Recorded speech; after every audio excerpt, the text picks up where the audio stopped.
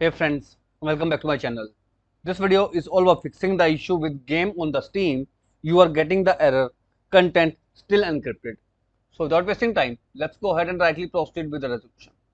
In the first step, launch the Steam, right click on the game and go to the properties. From the left pane, click on the option DLC. Now you will find 2, 3, 4 or as many DLC. Now over here, you will find a list of DLCs. Simply uncheck all of them. After unchecking, click on install file and click on the option verify integrate to the game files. It will take few minutes, and once the integrity is verified, try to play the game and hopefully the issue will be fixed. Although if this failed to work out, you need to launch the app. Now in the home tab, you need to search for the game. From a drop down list, choose the game which is giving you the error. After selecting the game, scroll to the bottom and over here you will find the option remove from library. Click on it. This will remove the game from the library. Once game is removed, again go to the store, search for the game and reinstall the game.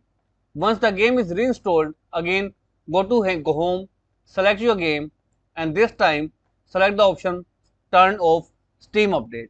After clicking this option, the update will be turned off and the issue of content still encrypted will be completely fixed. So as of now, this is all about it friends.